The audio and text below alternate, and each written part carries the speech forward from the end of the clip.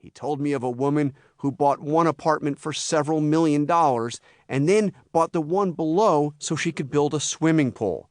It's the most expensive pool in the world, my source in the Trump organization told me. None of this was serious, but my editors at the New York Post ate it up. They had a screaming front-page headline, "Inside Michael's Honeymoon Hideaway," and 4 separate articles inside the newspaper, including one headlined, "Tour Bears the Secrets of Lisa and Michael's Honeymoon Nest." If any of the residents at Trump Tower were unhappy with the New York Post printing a graphic of the building with arrows pointing to where the famous lived, they would need to take it up with a source in the Trump organization. The Post had a big exclusive for the front page, and I had a new source. At one point while he was showing me his apartment on the 68th floor, it had the same floor plan and decor as Michael's, he told me. Trump stopped, turned, and asked me if I wanted a picture. At first I was a little confused.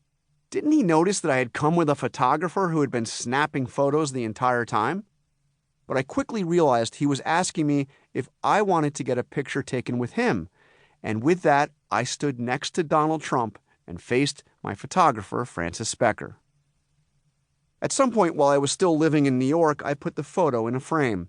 But when I moved to Washington some 2 decades ago, I tossed it in a box of old photographs. And for more than a decade, it has been in that box down in my basement. Looking at the picture now, it appears to me as if it just came out of a time capsule. I'm wearing a heavily wrinkled suit and a tie I almost certainly bought for $3 from a New York City vendor. The background is pure Trump.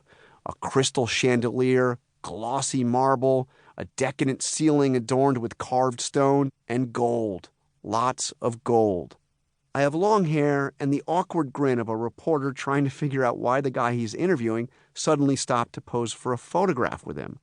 As for Trump, he is considerably slimmer than he is now, but it is striking how little his appearance has changed.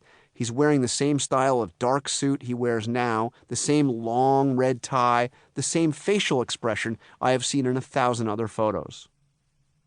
As my secret tour of Trump Tower ended, I figured this wouldn't be the last time I'd call him up and get a quick call back, but I had no idea where it would lead. I was a cub reporter for a New York tabloid. He was a flamboyant real estate developer with a scandalous personal life. As I shook his hand, I couldn't have begun to imagine his journey would ultimately lead to the White House, and so would mine. Introduction. I arrived at the White House just a few minutes after the new president. As the Trump family surveyed the White House residence for the first time, I took a walk through the West Wing.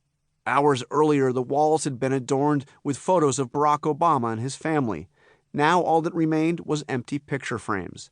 I ducked into the office of the press secretary, the door open but the room barren except for a large brown bag on the floor in front of the desk, a so-called burn bag used by White House officials to discard paper meant to be incinerated rather than preserved for history. Desks were empty, most of the computers gone, a few empty boxes tossed about, an old workspace, a new administration, eerily dark and calm before the storm to come. Sean Spicer, the new press secretary, scurried by as I walked down the hallway outside his new office.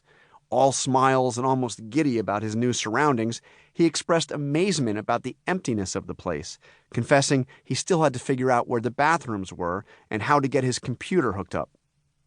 Downstairs in the White House briefing room, I ran into Steve Bannon, the president's newly minted chief strategist. It was the first time Bannon had ever set foot in the briefing room. It would also be the last. He would become a surprisingly accessible source to some White House reporters, but Bannon would also brand the press the opposition party, a label President Trump would fully embrace. Bannon would never again physically venture behind enemy lines, even though the briefing room and the adjoining workspace for the White House press are a mere 25 paces from the Oval Office. With the inaugural parade still going on outside, there weren't many reporters at the White House yet. In fact, a group of reporters in the press pool, which is supposed to be with the president at all times, had been left behind at the Capitol building by Trump's press handlers. It would take a couple of hours to navigate through security and make their way to the